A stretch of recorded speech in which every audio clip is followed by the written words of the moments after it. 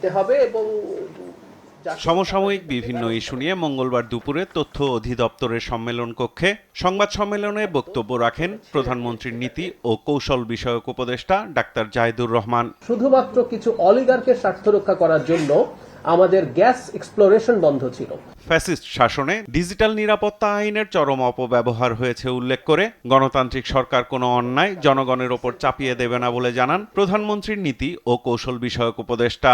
Digital security act ছিল, সেটার মারাত্মক অপপ্রয়োগ হয়েছে, এটার বিরুদ্ধে আমরা কথা বলেছি। এখন আমরা করব কি করব না, ওনার প্রশ্ন সেটা হচ্ছে সেটার কি গ্যারান্টি আছে? নাগরিক হিসাবে এই ভয় পাওয়ার কারণ আছে?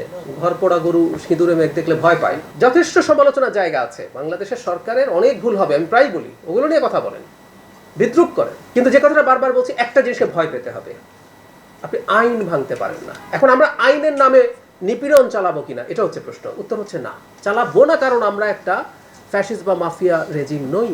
জনগণের প্রত্যাশা ও ভেঙে পড়া প্রতিষ্ঠানগুলো নিয়ে কাজ করতে গিয়ে সরকারকে চ্যালেঞ্জ মোকাবেলা করতে হচ্ছে উল্লেখ করে সবাইকে ধৈর্য ধরার আহ্বান জানান ডাক্তার জাহিদুর রহমান। ধ্বংসপ্রাপ্ত একটা সিস্টেম নিয়ে কাজ করতে হচ্ছে। মানে দীর্ঘদিন আমরা আসলে একটা গণতান্ত্রিক সরকার তো পাইনি, ফলে অনেক কিছু আমাদের এক্সপেকটেশন জমে আছে, এবং যেহেতু মানুষ একটা বড় ম্যান্ডেট দিয়েছে এই সরকারকে, 2/3 আসন এবং অর্ধেকের বেশি পপুলার ভোট, সো তার এক্সপেকটেশনও অনেক বেশি। আমরা জনগণকে আরেকটু ধৈর্য ধরতে অনুরোধ করব।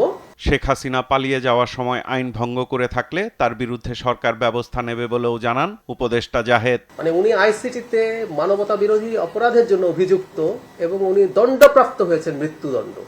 সম্ভবত এই কারণে প্রতিষ্ঠানগুলো আর মানে নতুন করে এটা করেনি, কিন্তু আমি একমত যে এখানে যেখানে আইন ভঙ্গ হয়েছে সেটার অন্তত একটা প্রাতিষ্ঠানিক রেকগনিশন দরকার। যিনি এই আইনগুলো ভঙ্গ করেছেন সেটা নিশ্চয়ই সরকার করবে। প্রশ্নের জবাবে গুম নিয়েও কথা বলেন তিনি।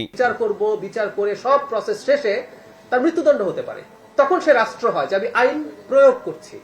সে যদি এমনি ধরে খুন করে ফেলে, এমনি ধরে গুম করে ফেলে, সেটা তো আসলে মাস্তানি হয়, এটা রাষ্ট্রের কাজ হয় না। সো আমি এই ব্যাপারে খুবই সচেতন থাকবো এবং আমরা কাজ করব।